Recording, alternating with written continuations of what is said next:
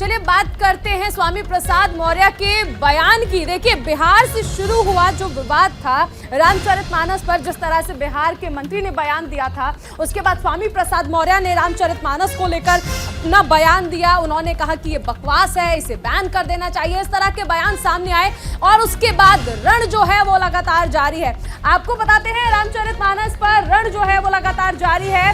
विवाद रामचरितमानस पर बिहार में शुरू हुआ था, लेकिन घमासान अब भी चल रहा है। यहां तक कि कहा जा रहा है कि लखनऊ में रामचरितमानस की प्रतियां जलाई गई हैं। लखनऊ में ओबीसी महासभा ने रामचरितमानस की प्रतियां जो हैं वो जलाई गई। इसके बाद यह भी कहा गया कि वहां पर विरोध प्रदर्शन हुआ। कई लोगों के खिलाफ मामला जो है वो दर्ज किया गया है। स्वामी प्रसाद मौर्य समेत 1 दर्जन लोगों पर मुकदमा दर्ज किया गया है। बयान के बाद हम भगवान राम और रामचरितमानस के खिलाफ नहीं है, ये अखिलेश यादव ने बयान दिया। शिवपाल यादव ने भी कहा कि स्वामी प्रसाद मौर्य ने जो बयान दिया है वो उनका निजी बयान हो सकता है, पार्टी का उससे कोई लेना देना नहीं है। बाहर आया अखिलेश का हिंदू विरोधी और जातिवादी चेहरा, ये भारतीय जनता पार्टी का कहना है। और ये इसलिए भी साफ है क्योंकि कल हमने देखा कि किस तरह से स्वामी प्रसाद मौर्य को जब समाजवादी पार्टी में शफल किया जाता है तो पार्टी में एक नई जगह दी जाती है, उन्हें राष्ट्रीय महासचिव बना दिया जाता है, जिसके बाद ये कहा गया कि समाजवादी पार्टी हिंदू विरोधी है। कुंदन, और इसलिए समाजवादी पार्टी के राष्ट्रीय अध्यक्ष अखिलेश यादव निशाने पर आ गए। उन्होंने राष्ट्रीय महासचिव बनाया स्वामी प्रसाद मौर्य को, और इसलिए जो है वो और निशाने पर आ गए हैं। इसी मसले पर हमारे सहयोगी नीरज ने बात की उत्तर प्रदेश के उप मुख्यमंत्री ब्रजेश पाठक से।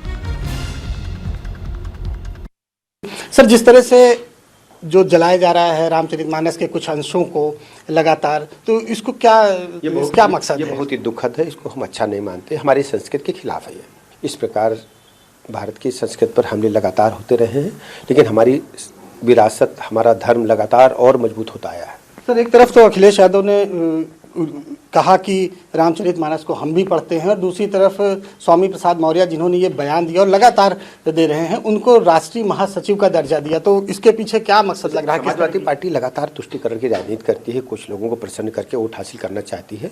भारतीय जनता पार्टी सर्वधर्म समभाव को स्थापित करके सबको साथ लेकर सबके जीवन में विकास करने के लिए आगे काम कर रही है। तो ये थे ब्रजेश पाठक, डिप्टी सीएम उत्तर प्रदेश, जिनका साफ तौर पर कहना है कि जो रामायण है वो सभी को एकता का पाठ पढ़ाती है। कैमरामैन हरी के साथ नीरज मिश्रा, न्यूज़ इंडिया, लखनऊ।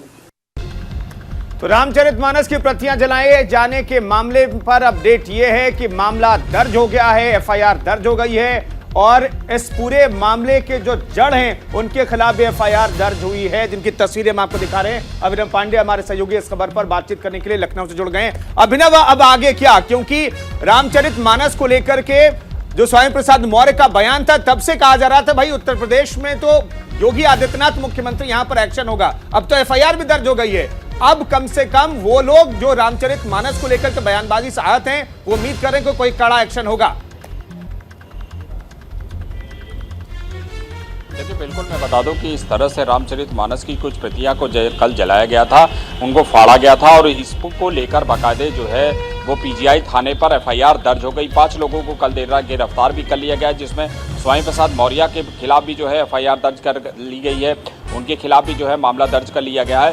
दूसरी तरफ मैं बता दूं कि इस पर सियासत इस बात को भी तेज हो गई है, क्योंकि जिस तरह से डिप्टी सीएम ब्रजेश पाठक ने साथ में आपत्ति जताई है और कहा है कि इस तरह की चीज़ें जो है वो कहीं ना कहीं जो है बहुत ही दुखद है कि हमारे जो है ग्रंथ के साथ इस तरह का व्यवहार किया जा रहा है। लेकिन मामला यहाँ पर समझना पड़ेगा कि 2024 का चुनाव नज़दीक है।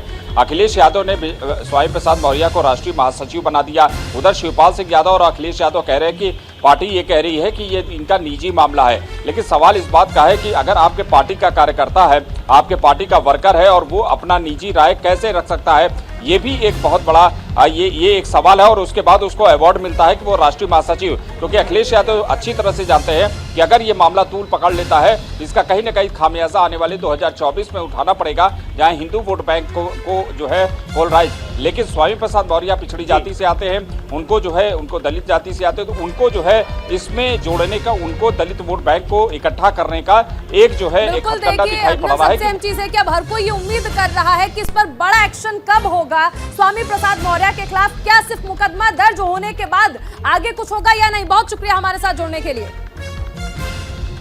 तो रामचरितमानस को लेकर क्या बोले थे स्वामी प्रसाद मौर्य, बता दें कुछ वक्त पहले स्वामी प्रसाद मौर्य ने कहा था कि कई करोड़ लोग रामचरितमानस को नहीं पढ़ते, सब बकवास है, ये तुलसीदास ने अपनी खुशी के लिए लिखा है। उन्होंने कहा कि सरकार को इसका संज्ञान लेते हुए रामचरितमानस से जो आपत्तिजनक अंश हैं उसे बाहर कर देना चाहिए। न्यूज इंडिया से खास बातचीत में उन्होंने ये बातें कही थी। चलो बिल्कुल देखिए, तो ये स्वामी प्रसाद मौर्य का बयान था, जिसके बाद लगातार घमासान जो है वो मचा हुआ है। उन्होंने ये भी कहा कि रामचरितमानस में कुछ अंश ऐसे हैं जिन पर हमें आपत्ति है, क्योंकि किसी भी धर्म में किसी को भी गाली देने का कोई अधिकार नहीं है। ये स्वामी प्रसाद मौर्य का बयान था रामचरितमानस को लेकर। देखिए, इसके बाद घमासान जो है वो शुरू हो गया।